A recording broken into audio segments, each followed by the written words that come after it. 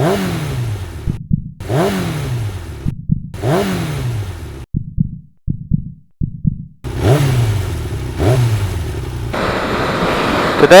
let's go ahead and talk about another motorcycle basics. So you got your motorcycle picked out. You've got the picture hanging on your wall. Kiss it goodbye every night you go to sleep. You know the horsepower, the torque, everything about that motorcycle you're wanting. You went to the DMV, you got your permit, or you went somewhere and you took the motorcycle safety class, and you passed it. So you've got your permit or your license, you are legal to ride a motorcycle. Now that's a big thing for you. You're going around, you're showing all your friends, hey, I'm legal, this and that. And what you're getting is like the half-hearted, good job, nice, okay. And you don't really understand why. Because like you said, it's a big accomplishment to you. You're going to get your motorcycle.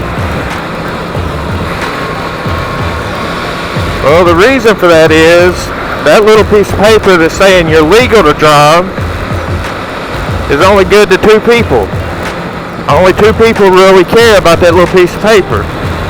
You and that cop that's going to pull you over. That's the only two people that really care about that little piece of paper. For other people that's been riding, what they're worried about or what they care about is your experience. How long you've been riding. And a lot of them don't even care how long you've been riding. All they want to know is how many times you've been down. Yeah, that smells. It's experience. That's what they're concerned about, is your experience level. That's what matters to most people, most riders out here on the road.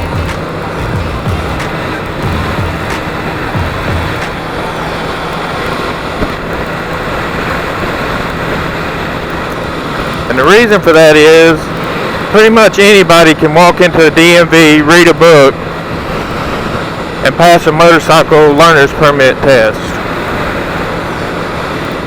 Same thing with the motorcycle safety course. You take it in a parking lot, closed circuit.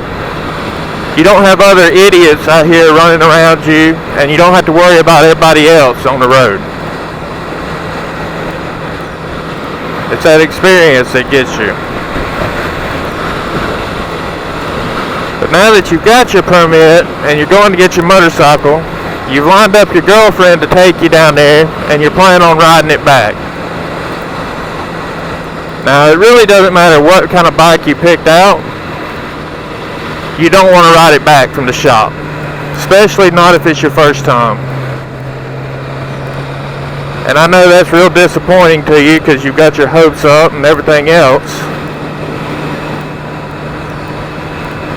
But when you first ride, you need to find a parking lot or a secluded road somewhere where there's not a lot of people, and just get used to the bike. Where the clutch lets out at, how hard the throttle rolls on, where the gears pull hard at. And you want to do that on a closed road, on a parking lot or a secluded road where you don't have to worry about everybody else. If you go to the shop and pick it up, you've got so many things out here on the road to worry about, on top of it being a new bike that you don't know anything about, and you're a new rider too. There's way too many variables that's going to cause problems.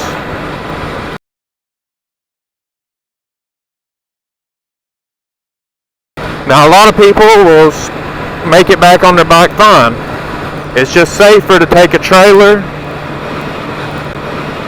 put the bike on a trailer, drive it home. That way your investment is home safe. Park it in your garage, your basement, wherever you're going to park it, and it's safe. It's not beat and banged up before you even get home with it.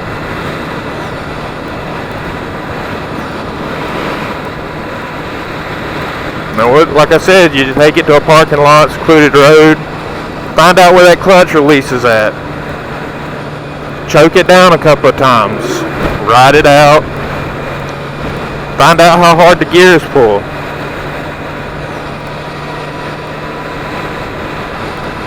Because to be honest, if you're a new rider, I guarantee you're not going to be expecting that bike to pull as hard as it does.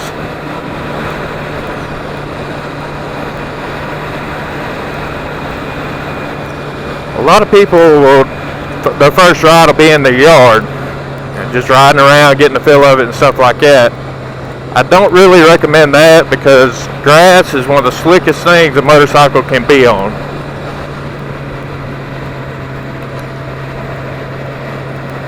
Now it's soft when you fall on it, or softer.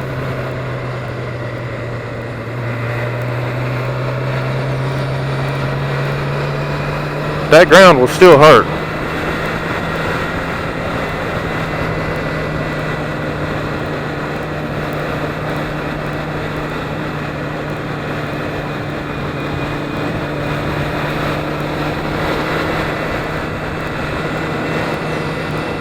Another thing, when you first start riding out on the road, and if you read your manual, most of them will tell you, is lane choice. And when you look at it, you divide your lane into 3 sections. And if you notice, most of the time I ride, it's on the inside section or right there at the yellow line. Now that's where I learned how to ride, that's where I prefer to ride. And it's actually considered protecting your lane. And it allows oncoming traffic to see you quicker and sooner. It makes you more visible to them. And that's the reason I ride there. Now most new riders will try and ride in the middle of the lane because that's where they're safe at. They're not close to the edge of the road. They think they've got more room. But the problem is the middle part of the road is actually the slickest part of the road.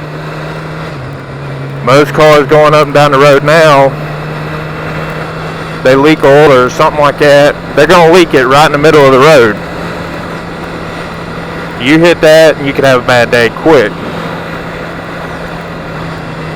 The other place that's just as safe actually as the middle is right on the edge. Now I don't particularly like riding there because I just don't. But it's almost just as safe as riding in the middle. The problem with riding in the middle is that yellow line. If you've ever went skiing or played in the ice or slid down a hill, the only thing slicker than that ice is that yellow line right there.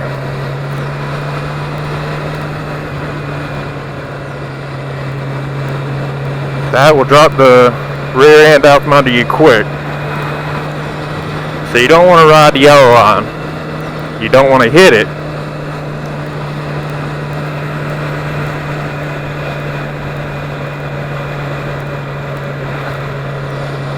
Now, if this middle line has got a bunch of potholes and everything else like that in it, then go ahead and slide over to that outside lane.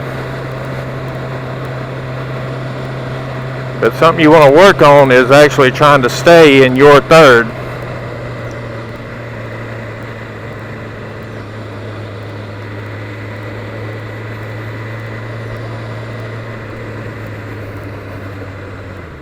You don't want to be all over the road.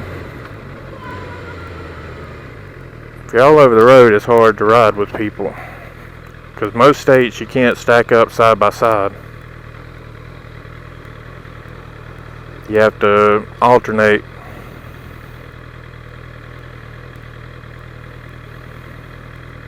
Which is good reason to learn how to ride on all 3 sections.